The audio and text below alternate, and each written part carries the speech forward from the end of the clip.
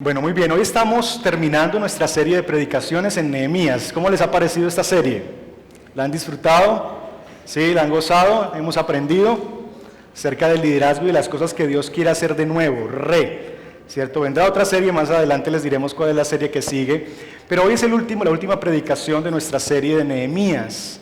Y yo quisiera, ojalá, terminar con un pensamiento como que uno ha visto la reconstrucción que Dios ha hecho en medio del pueblo y uno esperaría que al terminar del libro uno pudiera encontrarse con la noticia de que todo iba bien, de que el pueblo fue reconstruido, la nación fue reconstruida y como los cuentos que nosotros leemos cuando niños, comieron perdices y fueron felices.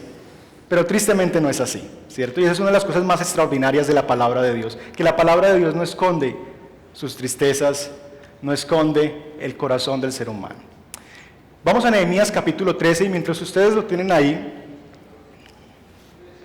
quisiera hacerles una pregunta. ¿Quiénes de ustedes han ido de vacaciones a ver ruinas? ¿Algunas ruinas? ¿Ruinas? Ok, yo también. Y les digo yo también por lo que les voy a decir. Muchos de nosotros tomamos tiempos de vacaciones y nosotros admiramos las ruinas, le tomamos fotos, vamos, posamos encima del pedacito de muro que se cayó, ¿cierto? Salimos ahí detrás, es que, no, espere, y nos acomodamos en medio de las ruinas. Pero ¿no les parece un poco deprimente que nosotros disfrutemos las ruinas, que nosotros admiremos las ruinas? Piense por un momento, por ejemplo, en las ruinas que hay en Grecia.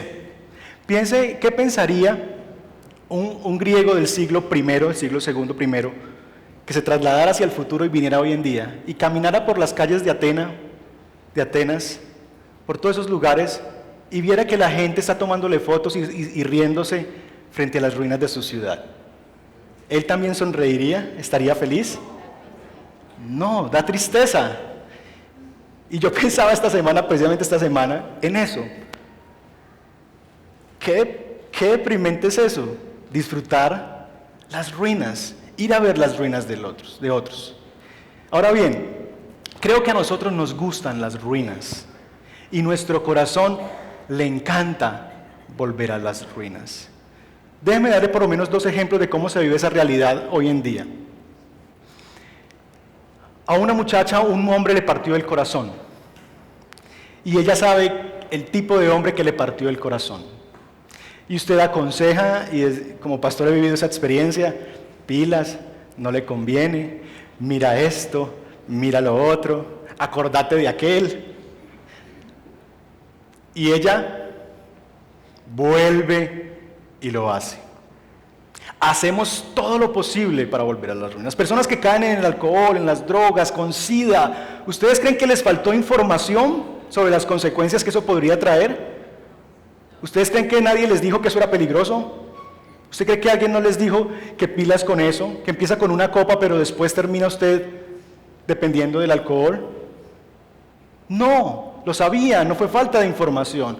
Hay una tendencia en nuestro corazón a destruirnos a nosotros mismos, a volver a las ruinas. En Nehemías capítulo 13, al final de nuestro texto, uno quisiera encontrar eso, como terminan todos los cuentos.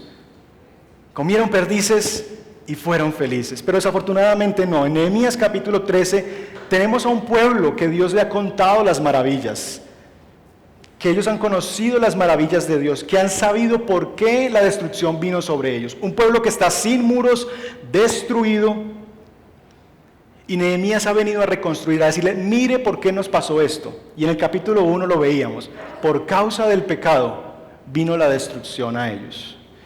Y en Nehemías capítulo 13 vemos que han pasado tan solo unos pocos años desde la reconstrucción y ya este pueblo está volviendo a hacer todas aquellas cosas que lo habían llevado a la destrucción, repitiendo la historia, volviendo a hacer lo mismo que los llevó a sus ruinas.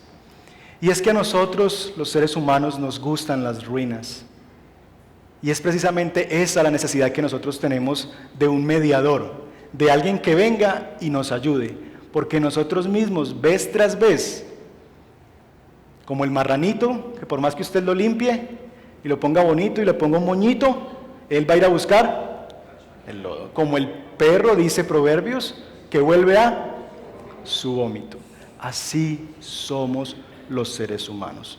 Piensa en su propia vida. ¿Cuántas veces nosotros no estamos luchando vez tras vez con lo mismo? Que sabemos que nos destruye, que nos hace mal, que daña nuestro corazón, que daña nuestra familia, y estamos vez tras vez volviendo a nuestras ruinas.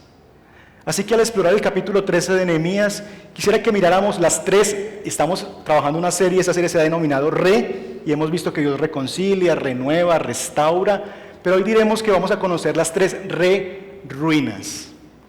Tres ruinas. Y la necesidad entonces del Evangelio, las tres ruinas del pueblo de Dios. Y vamos a ir leyendo nuestro capítulo por partes. Vamos a leer primero del verso 1 al verso 14. Nehemías capítulo 13, versículos 1 al 14. Antes de ir a la lectura vamos a notar básicamente la estructura de nuestro texto. Es muy fácil, el capítulo es largo, pero es muy fácil encontrar la estructura. Usted encuentra en el versículo 7, por ejemplo, dice: regresé a Jerusalén y me enteré ¿de qué? De la infracción que ellos habían cometido, ¿cierto? Ahí está algo que Nehemías se entera. Verso 15: durante aquellos días vi en Judá tal cosa, otra cosa que él se enteró, que él vio. Y finalmente en el verso 23, en aquellos días también me di cuenta. Como que hay tres cosas que Nehemías se da cuenta que está haciendo el pueblo. Y esa va a ser la estructura sencilla de nuestro pasaje. Las tres ruinas o las tres cosas que está haciendo el pueblo para volver a su ruina. Vamos a ir a la primera de ellas, del verso 1 al verso 14. ¿Lo tienen? ¿Amén? Muy bien. Aquel día se leyó ante el pueblo el libro de Moisés, y allí se encontró escrito que los amonitas y moabitas no debían jamás formar parte del pueblo de Dios, porque no solo les había dado de comer, porque no les habían dado de comer ni de beber a los israelitas, sino que habían contratado a Balaam para que maldijeran, aunque en realidad nuestro Dios cambió la maldición por bendición. Al escuchar lo que la ley decía, apartaron de Israel a todos los que se habían mezclado con extranjeros. Antes de esto, el sacerdote Eliasib, encargado de los almacenes del templo de nuestro Dios, había emparentado con Tobías. ¿Recuerdan a Tobías? ¿Quién era Tobías? Uno de los enemigos de la reconstrucción, ¿cierto? Entonces aquí encontramos a un sacerdote del pueblo de Dios que había hecho familia con el enemigo de la reconstrucción. Seguimos, verso 5. Y le había acondicionado una habitación grande. Allí se almacenaban las ofrendas, el incienso, los utensilios, los diezmos del trigo, vino y aceite, correspondiente ¿a quiénes? A los levitas, cantores, porteros, y las contribuciones para los sacerdotes. Dice Nehemías: para ese entonces yo no estaba en Jerusalén. Se fue el policía y todo el mundo empezó a hacer de las suyas. Porque en el año 32 de Artajerjes, el rey de Babilonia había ido a ver al rey. Después de algún tiempo, con permiso del rey, regresé a Jerusalén a arreglar las cosas y me enteré, el primero, de la infracción cometida por Eliasib al proporcionarle a Tobías una habitación en los atrios del templo de Dios. Esto me disgustó tanto que hice sacar de la habitación todos los cachivaches de Tobías. Luego ordené que purificaran las habitaciones y volvieran a colocar allí los utensilios sagrados del templo de Dios, las ofrendas y el incienso. También me enteré, la segunda cosa que él se entera, de que a los levitas no les habían entregado sus porciones, y de que los levitas y cantores encargados del servicio habían regresado a sus campos.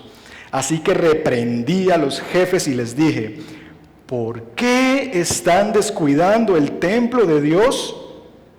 Luego los reuní y los restablecí en sus puestos. Todo Judá trajo a los almacenes la 10ª parte del trigo, del vino y del aceite.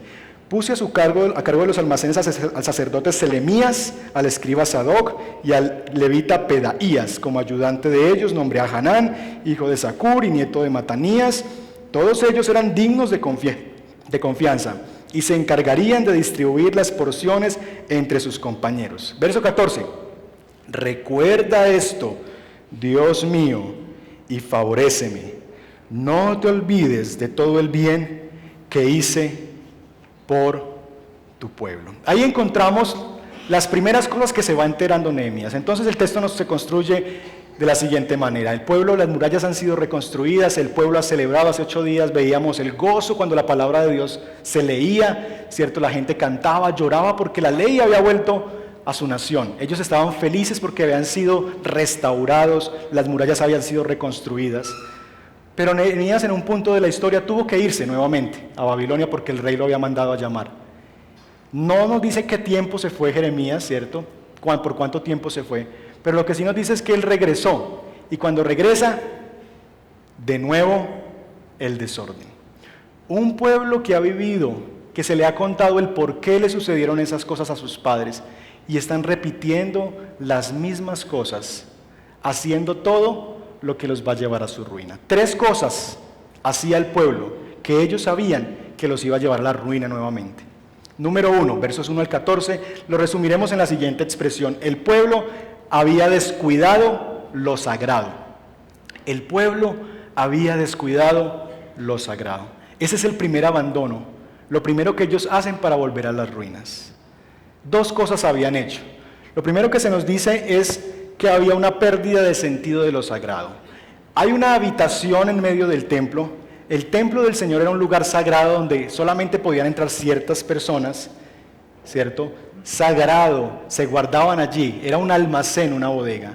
¿Y qué hace este hombre, el sacerdote? Pone ahí al enemigo de la reconstrucción, como quien dice: pongámoslo ahí a vivir, pobrecito, es pariente mío, abrámosle una piecita ahí, ¿cierto? No lo lleva a su casa, lo lleva a la casa de Dios, y este hombre empieza a vivir allí, lleva a vivir a la casa de Dios a una persona. Y aquí hay como una pérdida del sentido de lo sagrado. Nehemías les exhorta: ¿no se dan cuenta lo que ustedes han hecho? Es la casa de Dios, y ustedes han convertido la casa de Dios como en un hostal, llevando a vivir allá personas, y sobre todo a porque se nos da el nombre, que es enemigo de la reconstrucción. Por favor, esta es la casa de Dios. Un descuido por lo sagrado. Eso es lo primero que está pasando. Llevaron a vivir a un hombre al templo, cuando el templo es la casa de Dios. Eso se respeta, es sagrado. Pero lo segundo que estaban haciendo es, ¿qué cosa? Habían dejado de dar sus diezmos y las ofrendas para el sostenimiento de los levitas. Y les cuento un poquito la historia para quienes no saben por qué es esto. Dios había separado al pueblo de Israel en 12 tribus, ¿cierto? Las 12 tribus de Israel. Y una de esas tribus, llamada la tribu de Leví, había sido separada por Dios mismo para que se dedicaran al servicio en el templo, ¿cierto? Ellos eran los encargados de cuidar el templo, de las actividades del templo, de los sacrificios, de tal manera que ese era su trabajo. Esta tribu no tenía heredad, es decir, no tenía un territorio donde vivir. Dios los dejó sin territorio, pero Dios le dijo al resto de las tribus, a las otras 11 tribus: ustedes, para que esta tribu, estos sacerdotes, estos levitas, puedan vivir y hacerse cargo del templo, del servicio, de las cosas del templo, ustedes van a apartar la 10ª parte de sus cosechas, de lo que ustedes hacen, para el sostenimiento de esta tribu. Y el pueblo lo dejó de hacer, ¿cierto? Lo que nos narra Nehemías es que les dijeron: no les volvieron a dar nada, no volvieron a llevar los diezmos, de tal manera que los pobres levitas, ¿qué tuvieron que hacer?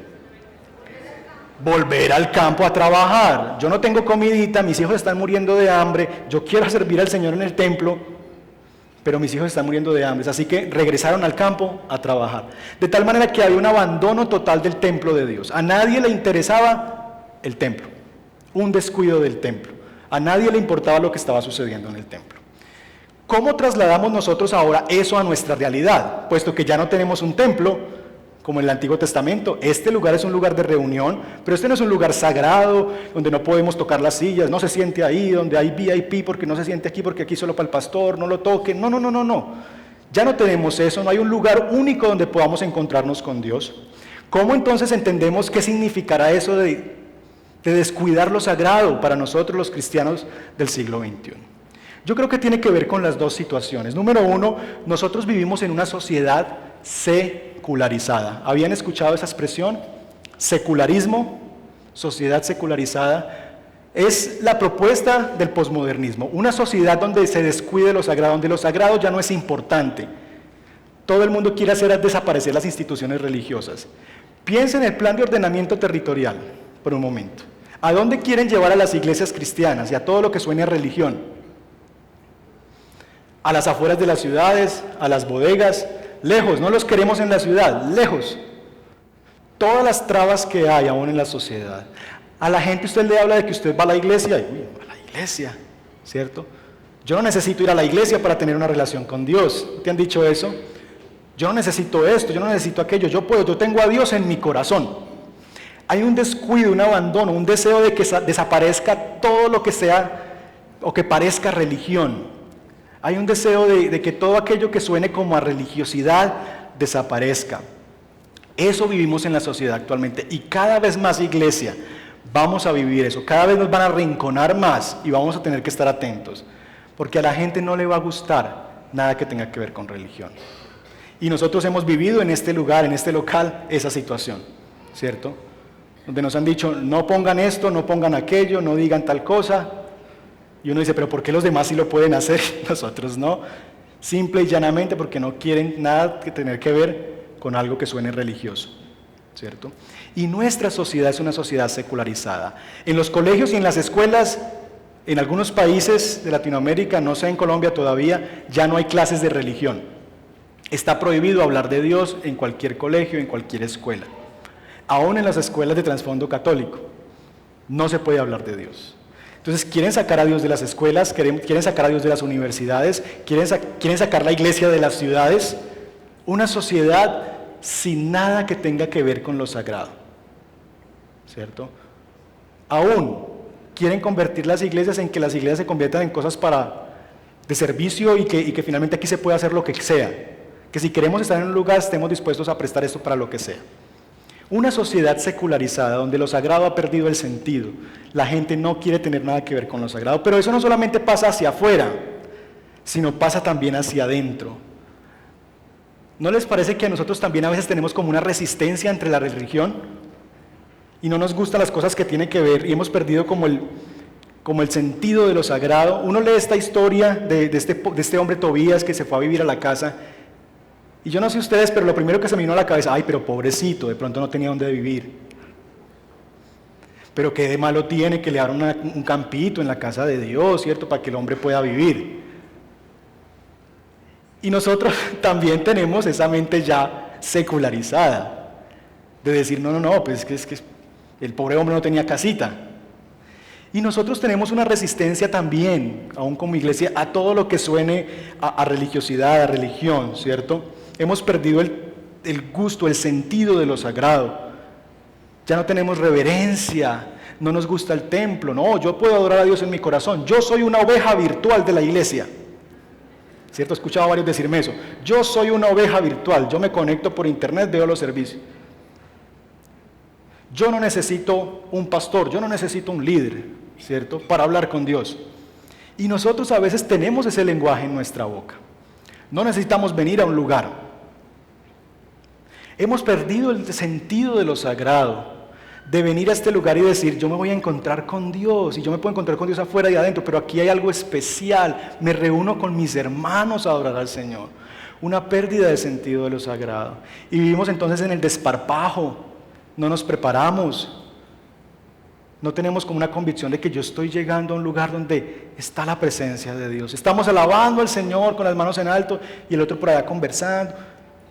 Estamos en la presencia de Dios. Y muchos de nosotros cantamos hoy, cuán grande es Dios. Piensen en las personas que vienen por primera vez, iglesia. Si usted está cantando, la gente está leyendo allá que usted dice, cuán grande es Dios, pero usted le dice así, cuán grande es Dios. ¿Usted cree que esa persona le cree? ¿Que usted cree que tiene un Dios grande? ¿Usted cree que la persona lo mira y usted dice, pero cuán grande es Dios? ¿Y usted así? Pérdida de lo sagrado. Llegamos a las 11 porque es que a mí no me gusta la alabanza. Yo solo voy a la predicación. Pérdida de lo sagrado, ¿cierto? Hay un perder eso y mucho de eso tiene que ver con nuestro trasfondo y ahorita vamos a hablar de eso. Pero hemos perdido aún el sentido de lo sagrado, que yo me encuentro con Dios en la iglesia, que cuando yo leo la Biblia debo dedicarme a esto, a estudiar la palabra, a separar un tiempo, que esto es palabra de Dios, no el libro como tal, el contenido del libro. Dios está aquí presente y yo lo voy a leer, yo lo voy a escuchar con atención. Pérdida de eso sagrado, ya hemos perdido la mística y hacemos todo tan común y corriente, se nos convierte en paisaje todo lo que hacemos. Eso es lo primero, pero lo segundo es que tiene que ver con los levitas, un abandono y un menosprecio hacia la labor de quienes sirven en el ministerio. Hoy en día también vivimos eso. El día que yo le dije a mi familia, yo les he contado la historia 1000 veces, cuando yo estaba en mi ciudad natal, estaba estudiando otra carrera, y yo le dije un día a mi familia, voy a dejar de estudiar, voy a dejar tirada mi carrera porque yo siento que Dios me llamó al ministerio pastoral. De una vez todos los tíos se me vinieron encima, ¡qué desperdicio! Se tiró la vida, ¿cierto? Pobrecito, ¿y usted de qué va a vivir, mi hijo? ¿Cierto? Yo tenía un tío que es pastor en mi familia de otra iglesia, y él sufrió mucho, aguantó mucha hambre, todo lo que ustedes en el campo, predicando por ahí en las montañas, y eso es lo que mi familia tenía del ministerio pastoral. Ay, no, qué desperdicio, muchacho, tan inteligente que es, y vea, se va a servir que es que de pastor. Hay una pérdida del valor. ¿Usted qué es, pastor? ¿Cuántos de los padres de aquí presentes quisieran que sus hijos fueran pastores y han soñado que sean pastores? Gloria a Dios, pero la mayoría piensan que sean ingenieros y doctores y los magíster y que sean gobernantes. Y hay una pérdida de sentido pastoral. Sí, los que estudian en el seminario, sí. Pérdida del valor de la misión pastoral. Y eso no quiere decir tampoco el extremo de que, el pastor no se puede tocar, yo no lo puedo saludar, y reverendo, y apóstol. No es eso. Pero hay una pérdida del valor del ejercicio pastoral. Y esto me hace acordar una anécdota de un pastor amigo que a su hijo en el colegio estaban presentándose, creo que eran un grupo, y estaban preguntándole qué hacían sus papás. Entonces le preguntaron a uno, ¿y su papá qué hace? No, mi papá es ingeniero y trabaja en una empresa de petróleo, no sé qué. Al otro, no, mi papá es médico, ¿cierto? Y sana a la gente. No, y el otro, no, mi papá es abogado y trabaja en el juzgado, yo no sé qué. Y llegó el turno para el hijo del pastor, le dijeron, bueno, ¿y su papá qué hace? Dice, mi papá saluda a la gente. Mi papá saluda a la gente. Mi papá trabaja saludando a la gente. Su papá trabaja saludando a la gente. Sí, es que él es pastor y todos los domingos él se para allá y saluda a la gente. Eso es lo que él hace. Y ese es un concepto generalizado. Los pastores no trabajan. Trabajen. ¿Cierto? Y aún quienes somos pastores y tuvimos algo de experiencia laboral anterior, luchamos con la culpa. Luchamos con la culpa de sembrarnos en oración y sentir que no estamos haciendo, que no estamos trabajando, que hay que visitar, que hay que hacer. Y uno lucha aún con eso, ¿cierto? Pero también hay un menosprecio por la labor pastoral. Ya no se valora el ministerio pastoral. Hay un abandono de eso sagrado, de que yo voy a orar por mis pastores, que son hombres de Dios, que se dedican a la oración, al estudio de la Escritura, que me enseñan, que me dan alimento a mí cada domingo. Al igual que el pueblo de Israel abandonó y dijeron, no, pues que se defiendan solo los levitas, que trabajen también. ¿No les parece que a nosotros también a veces vivimos así? Y yo doy gracias al Señor porque estoy en una comunidad, en una iglesia que ama a sus pastores, que son responsables con sus pastores, ¿cierto? Financieramente, pastoralmente, familiarmente. Estas vacaciones no estaban programadas y se me dieron por la necesidad. Yo doy gracias a Dios por eso. Pero eso no es lo común en nuestras iglesias, aún en las realidades personales de ustedes. No hay un respeto, no hay una valoración de la labor pastoral y de quienes sirven al Señor. Mucho de ello también ganado por quienes sirven, porque ellos mismos no se dan ese valor y uno no siente el ministerio, el privilegio de estar liderando el pueblo de Dios. Pero vivimos eso, vivimos en una sociedad secularizada, no queremos estructuras. No queremos líderes, que es que hay un líder de tal cosa, no, y quién lo puso, ¿cierto? Yo no, usted es líder, ¿qué? Yo no le hago caso. Hermano, por favor, ¿se puede sentar aquí? Oigan a yo me siento donde yo quiero. Con los facilitadores muchas veces hemos tenido que hablar de eso y decirles, hermanos, tranquilos, déjenle eso al Señor. Cuando muy amablemente le dice, hermano, pueda sentarse aquí, ellos están asegurando el orden del lugar. Pero no nos gustan eso, no nos gusta que nos digan qué tenemos que hacer, no nos gustan las estructuras, el liderazgo. Luchamos contra eso y eso tiene que ver, mucho de eso tiene que ver con que nosotros venimos de una tradición muy religiosa, donde hay unas estructuras así. Entonces el padre dice tal cosa y uno se para, se sienta y uno sabe qué sigue y uno repite. Entonces tenemos el efecto péndulo, estábamos aquí, pero ahora venimos al cristianismo y nos vinimos aquí, al desparpajo, a la despreocupación, no, yo soy libre, tal cosa. Y no es lo uno ni es lo otro, ¿cierto? Aún se siguen conservando estructuras. ¿Por qué Dios tuvo la idea de iglesia? La idea de esta institución llamada iglesia es del Señor, no nuestra. ¿Por qué Dios no simplemente dijo, no, prediquen y reúnanse en sus casas? No, en todo el Nuevo Testamento vemos que donde se llegaba el Evangelio a ser predicado, sí empezaba en casas. Pero había la necesidad de la iglesia como una institución, un lugar donde se reunieran, unos líderes establecidos, unas labores para hacer. Así que nos resistimos a veces a eso, pero debemos aprender a apreciar el valor inmenso que tiene la iglesia. Recuperar ese sentido de lo sagrado, de la reverencia, de que yo me estoy encontrando con Dios, de que este es mi hermano, mi hermana, de que este es mi pastor. Ese sentido de lo sagrado que hemos perdido a veces. Secularización es el primer peligro que corremos nosotros. Ese abandono de lo sagrado.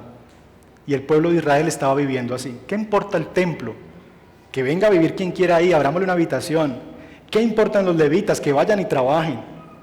Nosotros adoramos a Dios solos. Descuido de lo sagrado. Descuido de lo sagrado. Número 2. El segunda ruina. Lo segundo que ellos estaban haciendo para volver a sus ruinas lo encontramos del verso 15 al 22 y vamos a leerlo. 15 al 22. Durante aquellos días me enteré en Judá que en sábado algunos exprimían uvas y otros acarreaban a lomo de mula manojos de trigo, vino, uvas, higos y toda clase de cargas que llevaban a Jerusalén. Los reprendí entonces por vender sus víveres en ese día. También los tirios que vivían en Jerusalén traían a la ciudad pescado y otras mercancías y las vendían a los judíos en sábado. Así que censuré la actitud de los nobles de Judá y les dije: ustedes están pecando al profanar el día sábado. Lo mismo hicieron sus antepasados y por eso nuestro Dios envió toda esa desgracia, esas ruinas, sobre nosotros y sobre esta ciudad. ¿Acaso quieren que aumente la ira de Dios sobre Israel por profanar el sábado? Entonces ordené que cerraran las puertas de Jerusalén al caer la tarde, antes de que comenzara el sábado, y que no abrieran hasta que terminara el día. Asimismo, puse a algunos de mis servidores en las puertas para que no dejaran entrar a ninguna carga el sábado. 1 o 2 veces los comerciantes y los vendedores de toda clase de mercancías pasaron la noche fuera de Jerusalén. Así que les advertí: no se queden junto a la muralla, si vuelven a hacerlo, los apresaré. Desde entonces no volvieron a aparecerse más en día sábado. Luego ordené a los levitas que se purificaran y que fueran a hacer la guardia en las puertas para que el sábado fuera respetado. Nuevamente, recuerda esto, Dios mío, y conforme a tu gran amor, ten compasión de mí. ¿Cuál es el problema aquí? ¿Qué es lo que ellos están haciendo de nuevo? Violando el sábado, ¿cierto? Ahora bien, están comerciando el sábado, están haciendo ventas y comerciando el sábado.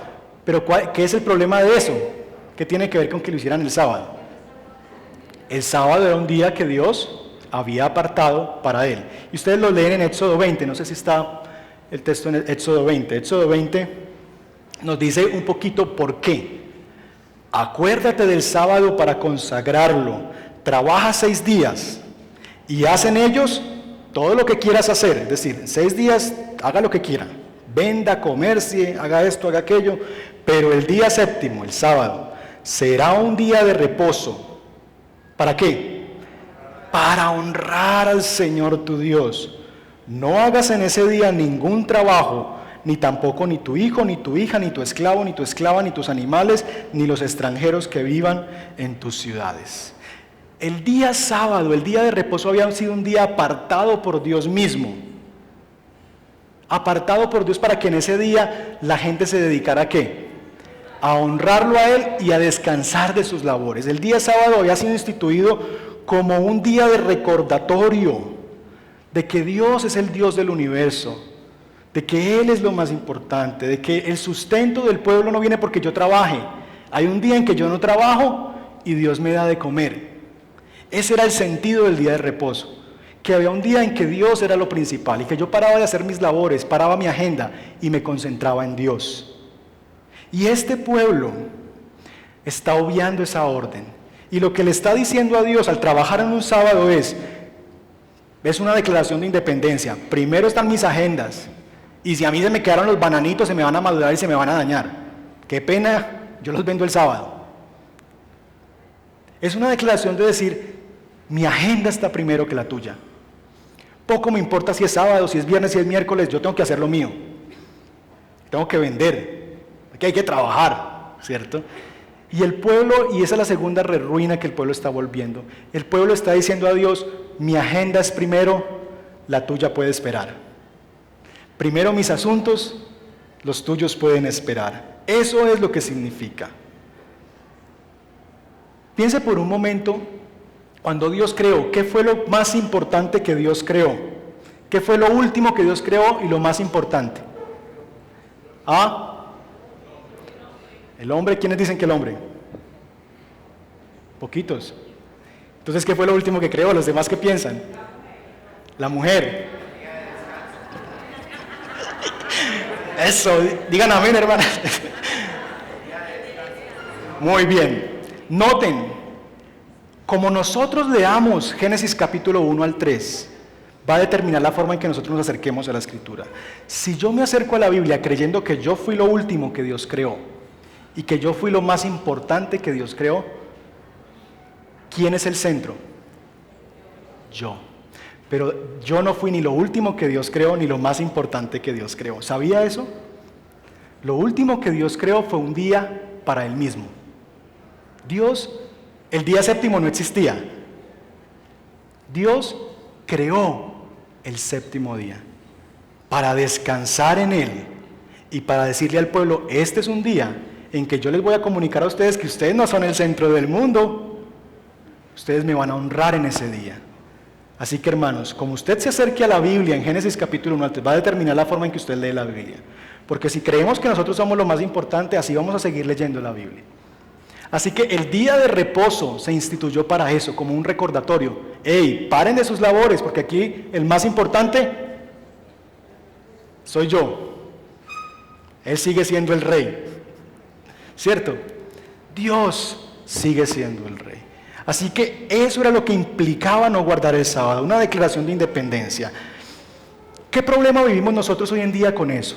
El problema que enfrentamos nosotros hoy en día, el primero fue la secularización, el segundo es el humanismo. Humanismo. Y ese se resume en la siguiente frase o expresión. El hombre es el centro, es la medida de todas las cosas. El hombre es la medida de todas las cosas. Y esa es la tendencia que nosotros vivimos. Esto lo vemos a diario en el consumismo. Usted debe gastar lo que pueda, usted debe comprar todo lo que pueda, debe hacer lo que pueda, porque ¿quién es el centro? Usted. La felicidad está en tener esto, en tener aquello, en ir a tal lugar, en hacer esto. El humanismo, busque lo que a usted le gusta, lo que a usted le agrade, lo que a usted le dé placer. Ese es el mensaje del posmodernismo que vivimos hoy en día.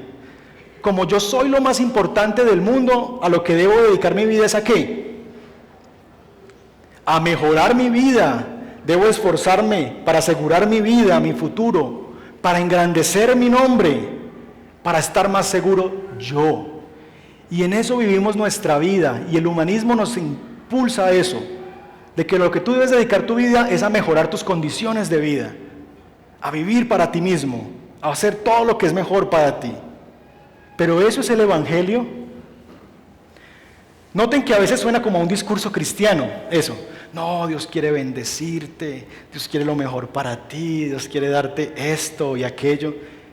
Y a veces predicamos un evangelio más bien humanista, diciéndole a la gente, Dios vive centrado en ti, Dios está a tu servicio, ¿qué quiere? Mentimos, engañamos nosotros cuando pensamos que la vida cristiana tiene que ver conmigo, con que a mí me vaya bien. Jesús no vino para darme una linda familia, un buen empleo y mucha seguridad. Amén si usted tiene eso, pero para eso no se necesita Jesús. ¿Sí o no?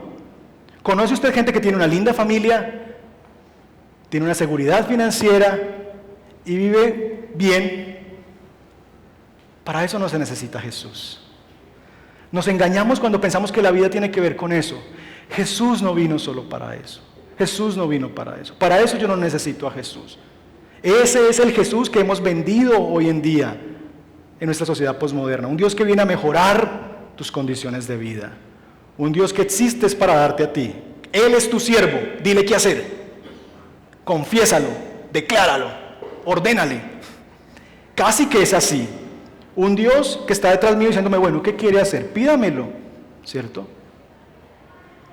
Y vivimos esa clase de fe centrados en nosotros mismos. Nos engañamos y mentimos. Nos engañamos y mentimos cuando reducimos el mensaje del Evangelio a decir que el mensaje del Evangelio es que Dios te ama. Y muchos pensamos eso. ¿En qué resumiríamos la fe cristiana? En que Dios nos ama. Mentimos y engañamos. David Platt lo dice así en este libro. Voy a leer una porción de lo que él dice frente a esto. Alguno también podría decir, el mensaje del cristianismo es que Dios me amó lo suficiente como para enviar a su Hijo Jesús a morir por mí. Eso suena bonito, ¿cierto? Suena muy hermoso. Por más maravilloso que resulte ese sentimiento, ¿te has preguntado si es bíblico? ¿No está incompleto si no basamos en lo que hemos visto en la Biblia?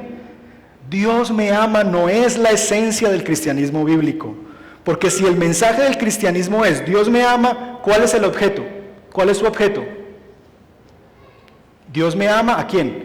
A mí. El objeto del cristianismo soy yo. Entonces cuando busco una iglesia, busco la música que mejor me cae a mí. Y los programas que cuiden mejor de mí y de mi familia. Cuando hago planes para mi vida y carrera, pienso en lo que dará mejor resultado para mí y para mi familia. Cuando considero la casa donde viviré, el auto que conduciré, la ropa que me pondré, la manera en que viviré, escogeré de acuerdo a lo que sea mejor para mí. Esta es la versión del cristianismo que prevalece en nuestra cultura. Sin embargo, no es el cristianismo bíblico. El mensaje del cristianismo bíblico no es Dios me ama y punto aparte, como si fuéramos el objeto de nuestra propia fe. El mensaje del cristianismo bíblico es Dios me ama para que yo dé a conocer entre las naciones su camino, su salvación, su gloria y sus grandezas. Entonces así, Dios es el objeto de nuestra fe y el cristianismo se centra alrededor de Él. Nosotros no somos el fin del Evangelio, sino Dios. Así que nos equivocamos cuando pensamos que eso es el todo del cristianismo. Y eso suena muy lindo, decir, sí, Dios me ama, pero se queda incompleto, porque nos hace pensar que nosotros somos lo más importante. Nos hace pensar que nosotros estamos en el centro. Y no es así. Las misiones que nos están hablando, ¿ustedes creen que ellos van allá por ser mártires a sí mismos, que yo no esté allá metido porque digan, ay, así Dios me va a amar, yo así soy mejor cristiano, más espiritual? No, eso no se trata de Él. Se trata de Dios. Porque Él ha comprendido que Dios lo ha enviado a ese lugar.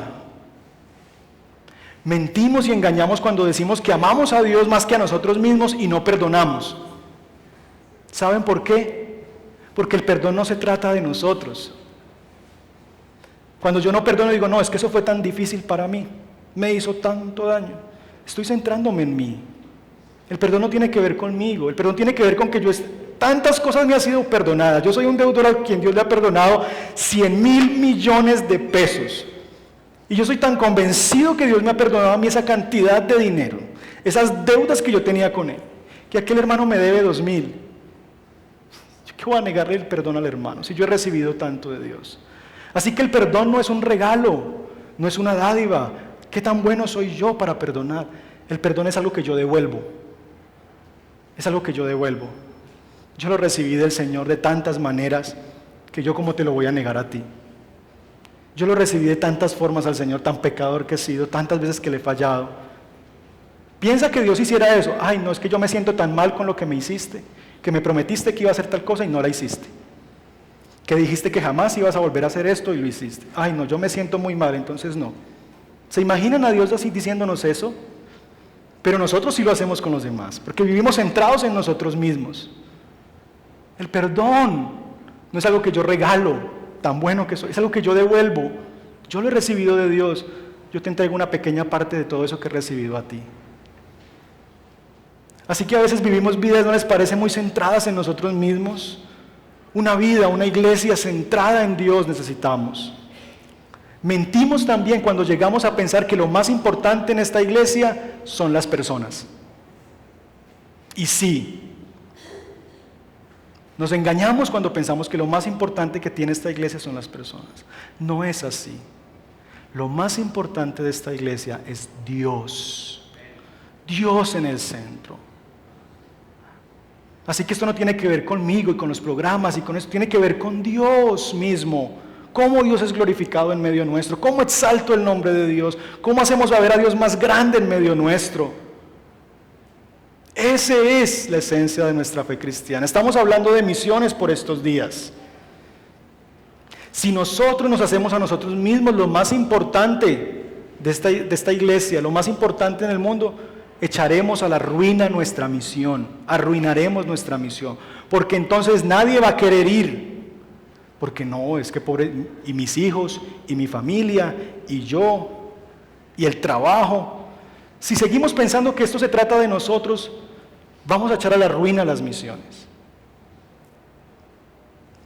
Necesitamos volver a la fe cristiana, donde Dios se pone en el centro, donde existimos para la gloria de Dios. De hecho, ¿saben que la razón principal por la que vamos a predicarle a los ticunas, a los musulmanes, en Sabaneta, no tiene que ver por nuestro amor con la gente, ni siquiera? Esa no es la primera motivación. La primera motivación para las misiones, no quiere decir que esa no sea una, es una. Amamos la gente y queremos que ellos lleguen a conocer al Señor. Pero la motivación más importante de las misiones tiene que ver con que esas personas están adorando a otros dioses, a las ramas de un árbol, a una planta medicinal, a un chamán, no sé, a tantas cosas, a Buda, a Mahoma, dando sus vidas, inmolándose a ellos mismos, entregando sus vidas, poniéndose bombas en el cuerpo por amor a ellos. ¿No les parece que nuestro Dios es mucho más digno que ellos? Que nuestro Dios es mucho más digno de ser adorado, de ser exaltado, que Él es el verdadero Dios. Así que la primera motivación para las misiones es Dios mismo. Dios es digno de que esos pueblos proclamen su nombre. Dios es tan maravilloso, tan precioso, que Él es digno de que los ticunas, los musulmanes, los budistas digan que Él es Dios. Esa es la grandeza de nuestra fe. Esa es nuestra motivación a las misiones. Dios tiene que ser conocido. Dios es muy digno y ellos no lo conocen, no están adorando su nombre. Apocalipsis me dicen que de toda lengua, de toda tribu adorarán y cantarán a una sola voz, santo, santo, santo. Y ellos no lo están haciendo. Dios es digno. Necesitamos salir de ese cristianismo humanista que vive para sí mismo. Si a mí me gusta el programa, si a mí me gusta esto o aquello. Y empezar a pensar que la vida cristiana no tiene que ver conmigo, sino con Dios, poner a Dios en el centro. Así que no nos equivoquemos, hermanos, revisemos nuestra propia vida, la iglesia misma debe revisarse.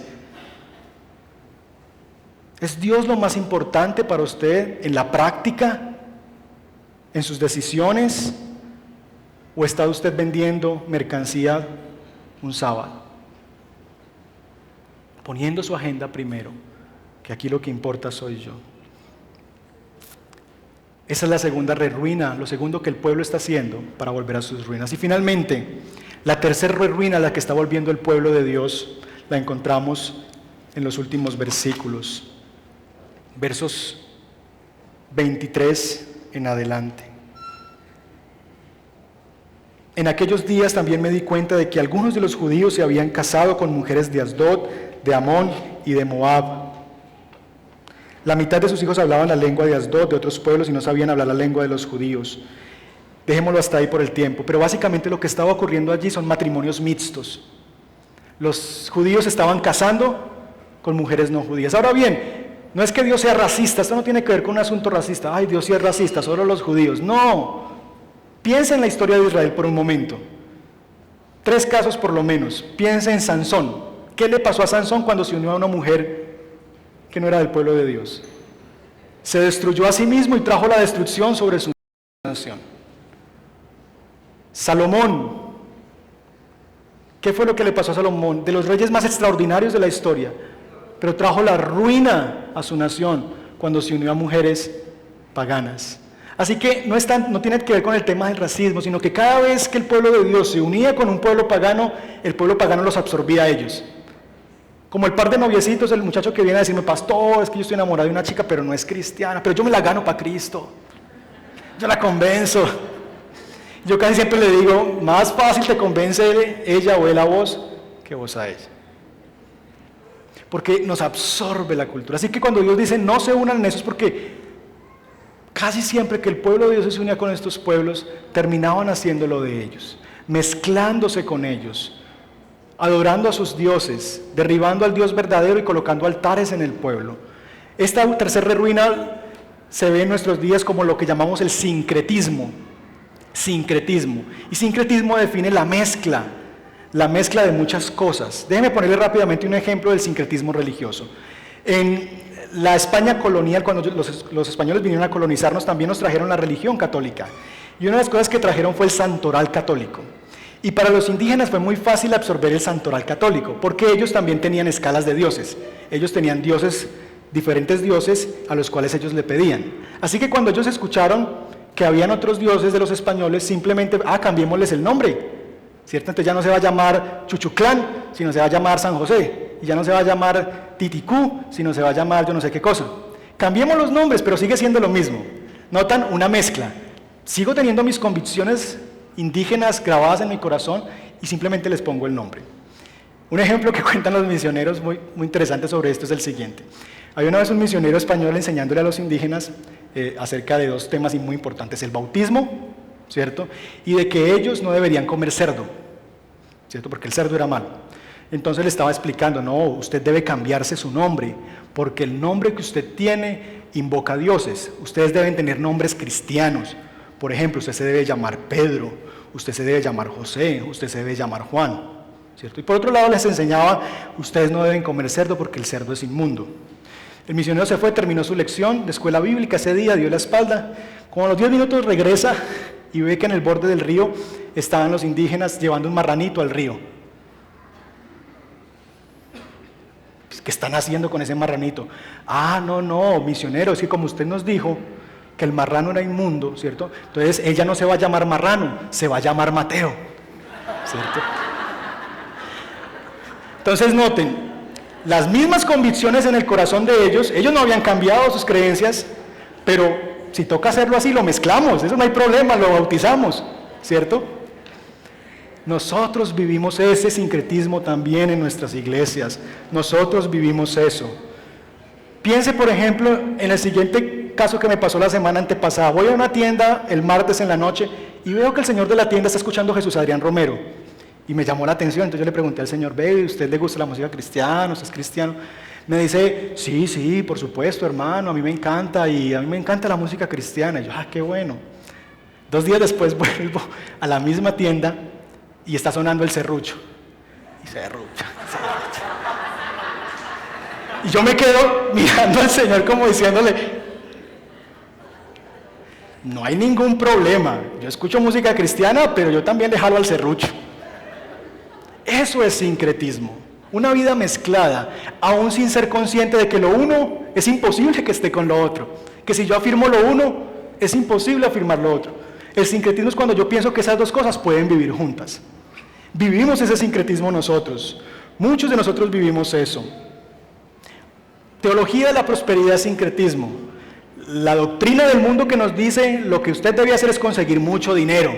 Eso es doctrina satánica mundana, que la vida se trata de conseguir plata. Y le pongo versículos bíblicos y a eso lo llamo prosperidad bíblica. Y uno con lo otro. Entonces termino viviendo una vida en lo que Dios quiere es enriquecerme a mí. Y le llamo a eso evangelio. Sincretismo. Y vivimos muchas otras formas de sincretismo nosotros. Venimos al culto el domingo, levantamos la mano, pero el sábado en la noche, perreo del bravo, ¿cierto? Y hacemos perreo el sábado hasta las 3 de la mañana y llegamos aquí a las 11 como medio dormidos, sí señor. Y no le vemos ningún problema a eso, ¿cierto? Damos nuestras ofrendas, pero en la empresa evadimos impuestos. Y decimos, no, pues que lo uno no tiene que ver con lo otro, por favor. Y ahora bien, yo sé que algunas personas que están comenzando en la fe luchan con estas cosas, y no me refiero a ustedes, sigan luchando, y Dios les va a ayudar. Me refiero a aquellos que por años saben y han conocido al Señor, que una cosa no tiene que ver con la otra. Ahí sí, como dice uno de esos que hacen el serrucho, decídete, tete, ¿cierto? Decídete a quién vas a servir. No podemos servir a dos señores. ¿Serviremos a uno o serviremos al otro? Así que piense, hay muchos ejemplos de sincretismo que vivimos nosotros los cristianos, pero no debemos vivir así. Dios no quiere eso, mezclando una cosa con la otra, haciendo esto y haciendo aquello. Dios no quiere eso. ¿Sí o no? O me sirves o no me sirves. O recoges o tiras a la basura. Eso es lo que Dios quiere. Nosotros vivimos a veces eso. Se nos convierte en paisaje vivir de esa manera. La iglesia debe evitar también volver a esa ruina. La iglesia debe revisarse a sí misma. Nosotros somos llamados a bendecir la ciudad, a buscar el bien de la ciudad, a hacer programas y proyectos que alcancen la ciudad, ser creativos, mirar cómo podemos acercarnos más a la ciudad. Pero jamás podemos llegar a adaptarnos y hacer como la ciudad.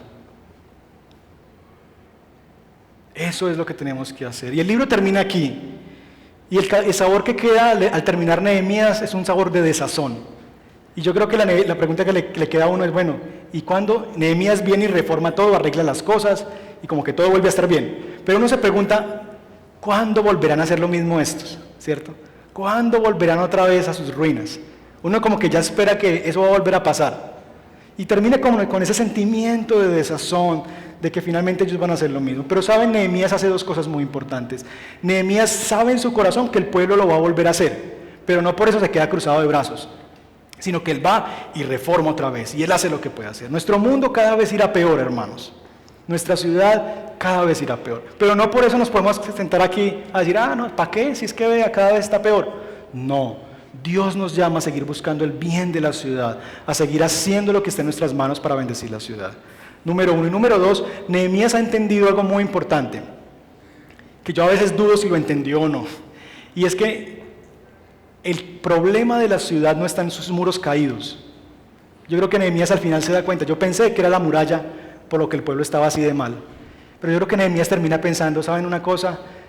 Yo creo que no fueron los muros, porque los muros ya están levantados, el pueblo está en su tierra, pero siguen haciendo las mismas cosas.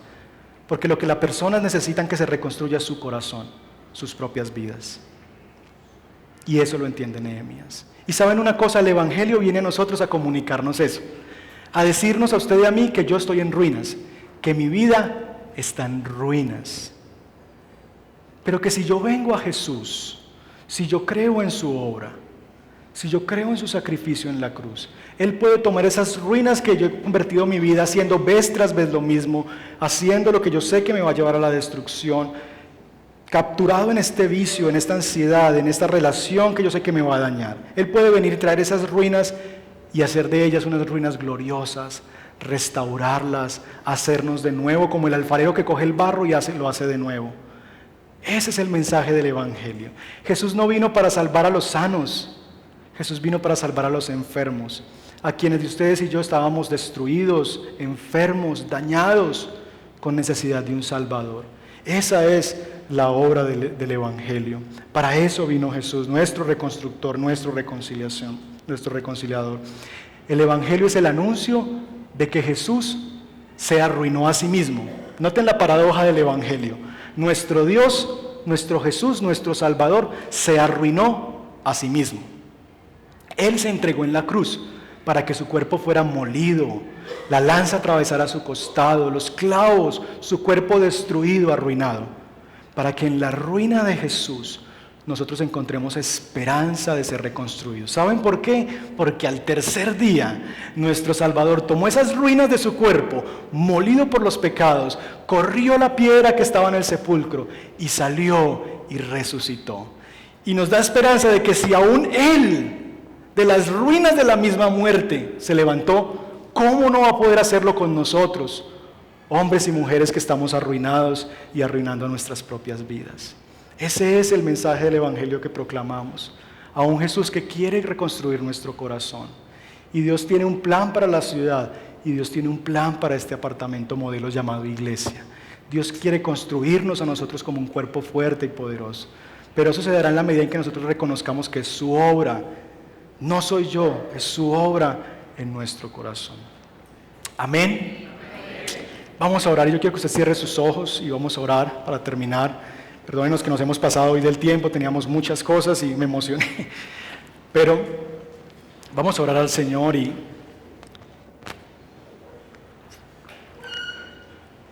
yo quisiera que pienses en tu propia vida, que pensemos en nuestra propia vida.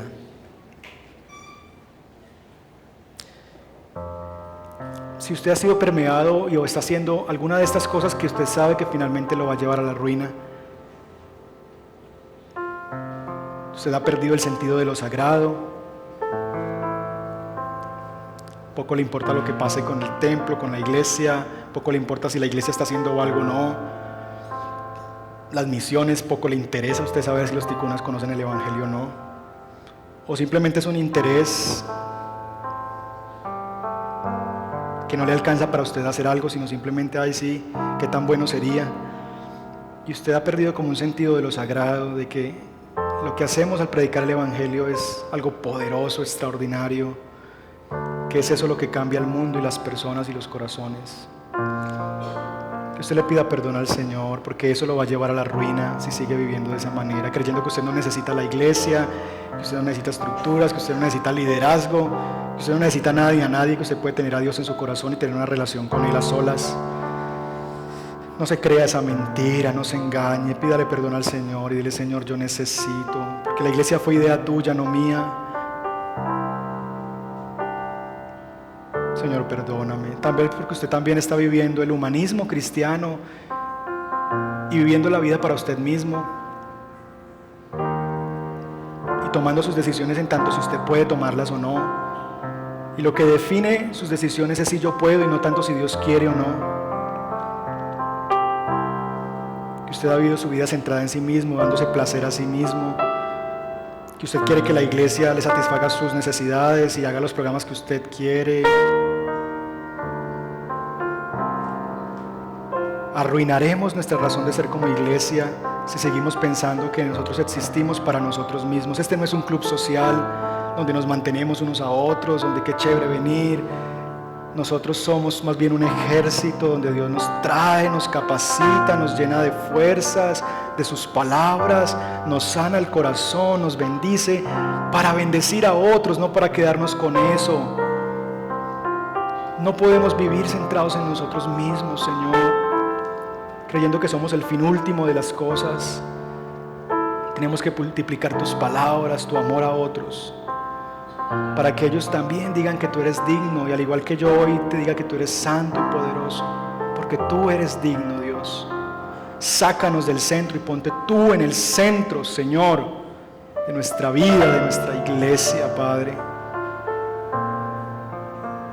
Perdónanos cuando hemos mezclado la fe cristiana con otras cosas y creemos, Señor, que simplemente y que nos hemos acostumbrado a hacer lo uno y a hacer lo otro, a escuchar esto, pero también puedo escuchar aquello, y no le vemos ningún problema cuando sabemos en nuestro corazón que no es imposible que esas dos cosas convivan juntas, que no es posible que yo diga que honro a Dios con mis riquezas, dando ofrendas, cuando en mi empresa yo evado impuestos o no le pago lo justo a mis empleados.